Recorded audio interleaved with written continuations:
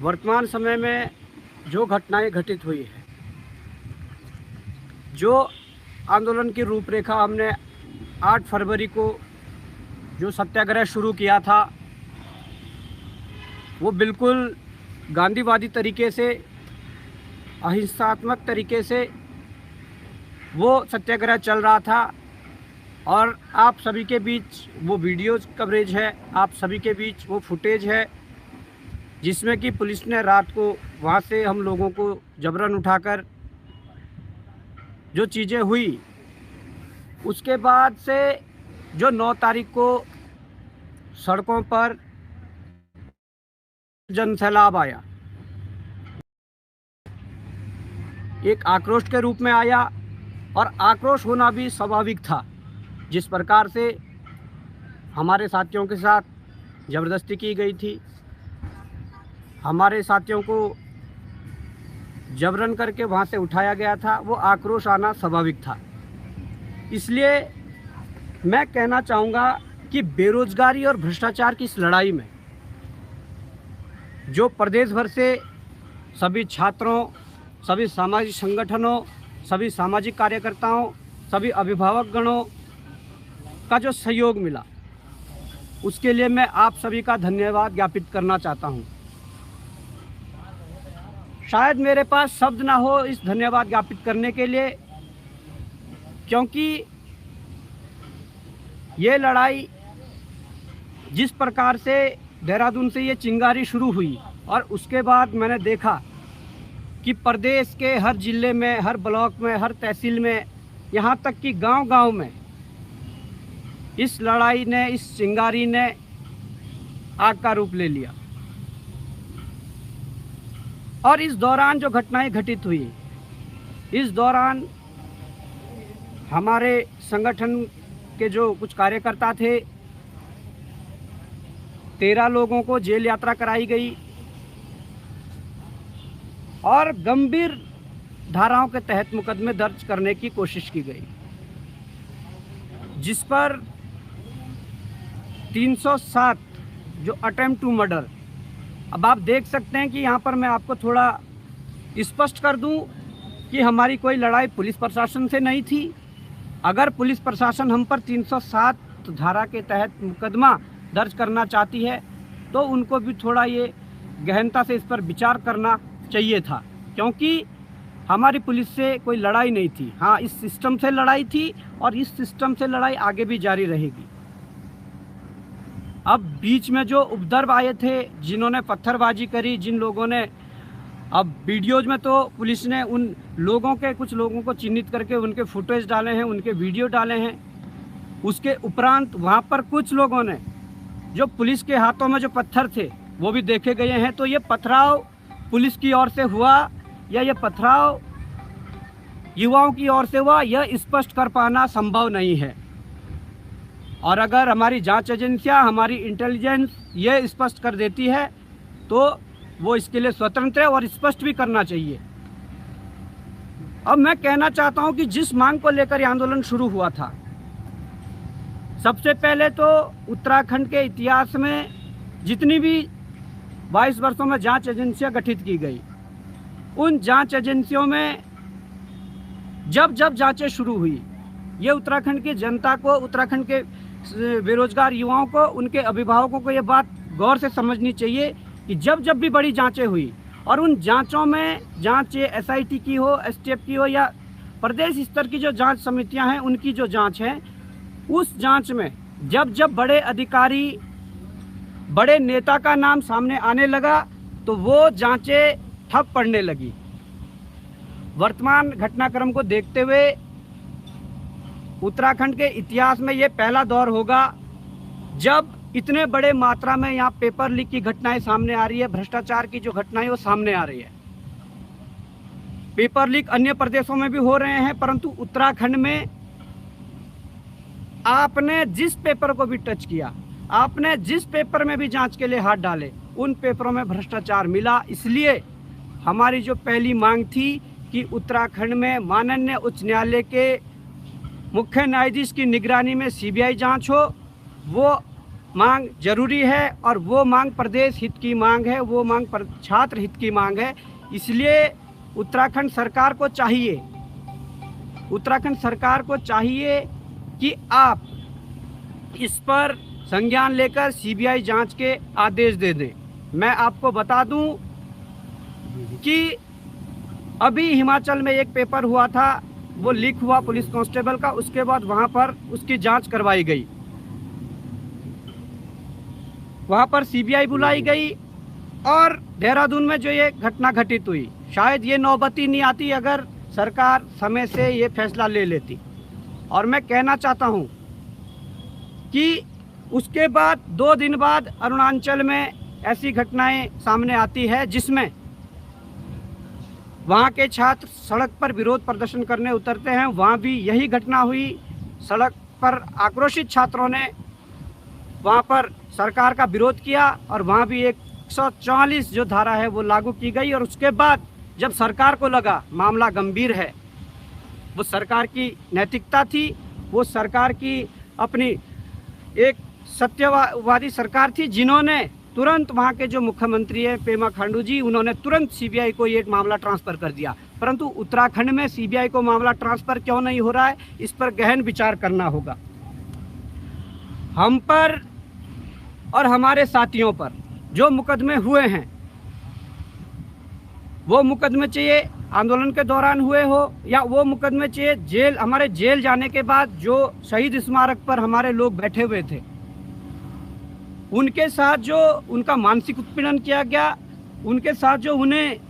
लगातार उन पर प्रेशर बनाकर जो उनका शोषण किया गया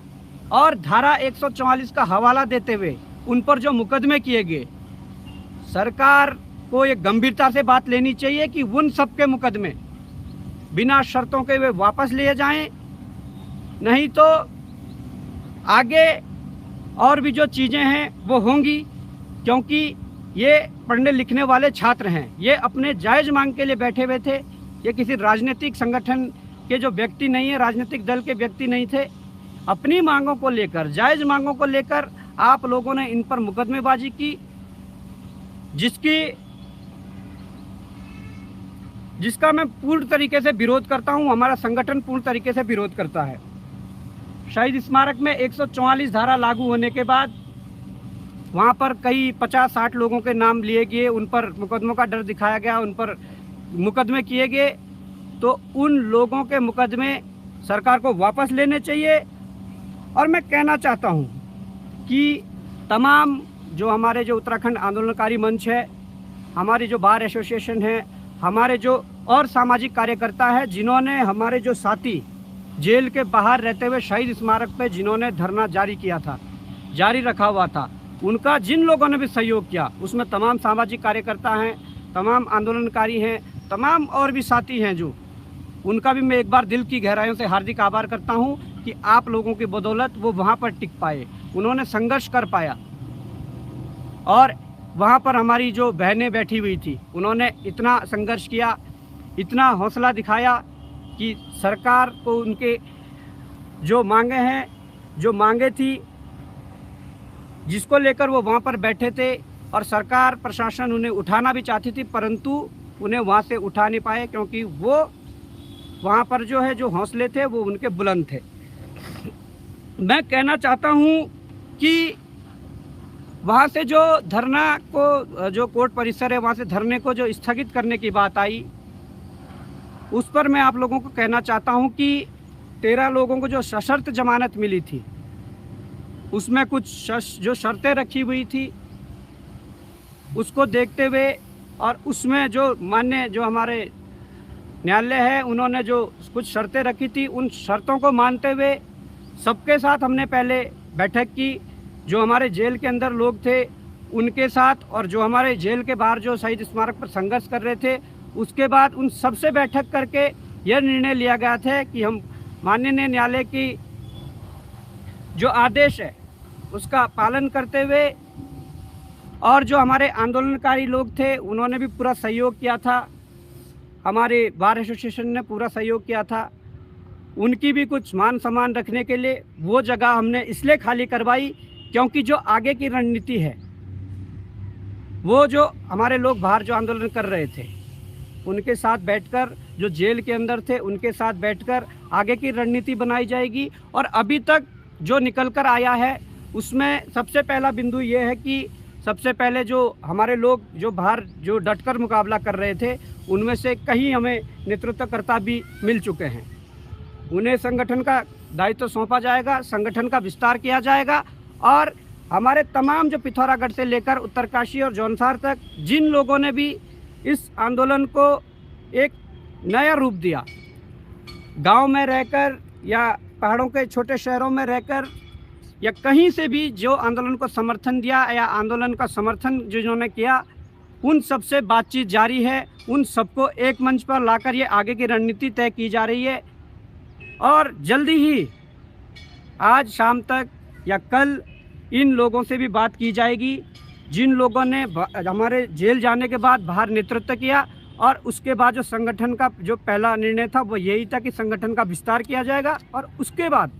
ये आंदोलन जिन मांगों के साथ खड़ा हुआ था, सीबीआई जांच वो ज़रूरी है। परीक्षाओं में जिन परीक्षाओं में चीज़ें सामने आई है, जिन परीक्षाओं में गड़बड़ियां सामने आई है, उन परीक्षाओं की जांच होना ज़रूरी है। वो मांगे अभी भी हमारी है और आगे भी रहेंगी। अब सरकार को हम ये कहना चाहते हैं, अगर सरकार पाक साफ है अगर सरकार जांच करवाना चाहती है तो आप 23 तारीख को जो पीसीएस होने वाला है पहले उस पेपर को रुकवाइए, क्योंकि उस पेपर की अगर जांच नहीं हुई तो मुझे लगता है कि भविष्य में अगर कभी उसकी जांच हो गई, भविष्य में कभी ऐसा मौका मिल गया तो वहाँ से बहुत कुछ निकल कर आने वाला है। उस पेपर की सबसे पहले जो शुरुआत होती है प्री से, तो उसमें सील नहीं थी उस पेपर में। उसके बाद जब प्री हो जाता है और मामला कोर्ट में लंबित होता है और उसके बाद आपने उसकी अभी मेंस भी शुरू नहीं है और आपने प्री की कॉपियां जला दी है, चाहे वो लोअर पीसीएस हो अपर पीसीएस की हो। इससे ये संदेह गहराता है कि कहीं ना कहीं गड़बड़ियां बड़े स्तर की है। उसके बाद जो 30% जो महिला आरक्षण का जो मुद्दा है वो शायद अभी तक स्पष्ट नहीं हो पाया है। ये तमाम जो चीज़ें हैं, इसलिए हम कह रहे हैं कि पहले जांच हो फिर परीक्षा हो। पटवारी की परीक्षा जरूर आपने जो ज़बरदस्ती करवा के जेलों में डालकर आपने पटवारी की परीक्षाएं आयोजित करवा दी, जबकि मैं आज भी कह सकता हूं बच्चों ने भले ही पटवारी की परीक्षा दे दी हो, परंतु 99.99% बच्चे चाहते थे कि परीक्षा अभी ना हो। परीक्षा वो देना चाहते थे परंतु 12 तारीख को कतई भी परीक्षा नहीं देना चाहते थे। उसका भी अभी तक ये पता नहीं है कि जो 380 क्वेश्चन बाहर थे क्या दोबारा पेपर उन 280 में से बना, जो 280 क्वेश्चन बचे हुए थे 380 में से, उसका भी कोई पता नहीं है। 2021 की मैं बात करूं, 4 और 5 दिसंबर को स्नातक स्तरीय परीक्षा वीडियो बीपीडीओ की परीक्षा करवाई गई। उस दौरान भी 3 दिसंबर 2021 को हमें जेल के अंदर ठूसा गया, हमें जेल के अंदर ले जाया गया और ये बात किसी से नहीं छुपी है कि 4 और 5 तारीख को किस प्रकार से सब्जी की तरह वीडियो बीपीडीओ का पेपर बेचा गया और उसके बाद हमें जेल से छोड़ा गया था। और ये बात भी किसी से नहीं छुपी है कि 9 तारीख को हमारी गिरफ्तारी हो जाती है और उसके बाद तुम पुलिस का रिजल्ट जारी करते हो, जिसके लिए हमने कहा था कि जांच होनी चाहिए। ये बात किसी से नहीं छुपी है। और हमारे जेल में अंदर रहने के बाद जिसे पूरे प्रदेश के युवाओं का समर्थन, जिसे पूरे प्रदेश के युवा ये कह रहे थे कि पहले जांच हो फिर परीक्षा हो, आपने 12 तारीख की परीक्षा को आपने ज़बरदस्ती करके करवा दिया। तो ये छलावा उत्तराखंड के युवाओं के साथ कतई बर्दाश्त नहीं होगा। ये आंदोलन आगे बढ़ेगा और आप सुझावों के साथ, आप सबके मार्गदर्शन के साथ, आप सबके सहयोग के साथ इस आंदोलन को आगे बढ़ाएंगे, ये हम कहना चाहते हैं। दूसरी ओर अगर मैं अन्य मुद्दों पर आऊं, मुद्दे बेरोजगारी और भ्रष्टाचार से ही जुड़े हुए हैं। हमारे भाजपा के एक वरिष्ठ नेता, पूर्व कानून मंत्री, एक लेटर माननीय मुख्यमंत्री उत्तराखंड को लिखते हैं कि विधानसभा से जो तदर नियुक्तियां हुई थी उन्हें वापस रखा जाए। मतलब क्यों? अगर गलत तरीके से नियुक्त हुए हैं तो हम तो ये कहना चाहेंगे कि उन्हें वापस रखने के बजाय जो 2000 से और 2016 तक जो और भी कर्मचारी गलत तरीके से लगे हुए हैं उन्हें भी बाहर करिए। और मुझे ये कहते हुए बड़ा दुख हो रहा है, बड़ा कष्ट हो रहा है कि उस लेटर के समर्थन में उत्तराखंड कांग्रेस भी कह रही है कि आप उन्हें रखिए। देखिए, स्टैंड क्लियर रखना होगा, ये मैं कह देता हूं कि स्टैंड क्लियर रखना होगा। अगर कुछ गलत है तो गलत है, अगर सही है तो सही है। विपक्ष को भी ये समझना होगा कि क्या सही है क्या गलत है। अगर गलत तरीके से नियुक्तियां हुई थी तो गलत तरीके से नियुक्तियों का विरोध होना चाहिए। वो कोई सामाजिक संगठन हो, वो कोई राजनीतिक दल हो, उन सब हमको मिलकर विरोध करना चाहिए। ये तमाम जो चीजें हैं, इन सबको लेकर दुविधा बनी हुई थी। इसलिए मैं आप सबके सामने इस लाइव के माध्यम से ये बता रहा हूँ और ये मैं आपको अवगत करवा देना चाहता हूँ कि आज शाम या कल दिन तक इन लोगों के साथ भी बैठक हो जाएगी, जिन लोगों ने हमारा जो हमारे जेल जाने के बाद जिन्होंने बाहर नेतृत्व किया था, और उसके बाद आप सबके सामने आंदोलन की क्या रूपरेखा है वो बता दी जाएगी और फिर से ये आंदोलन खड़ा होगा। और कहीं ना कहीं जो हमारी मांगे हैं उसको आंदोलन के तरीके से भी और लीगल पॉइंट ऑफ व्यू से भी और जिस प्रकार से भी हमें जो कदम उठाने पड़े हम उठाएंगे और इस आंदोलन को, इस लड़ाई को अंजाम तक पहुंचाने के लिए हम बिल्कुल तत्पर हैं। जय हिंद, जय भारत, जय उत्तराखंड।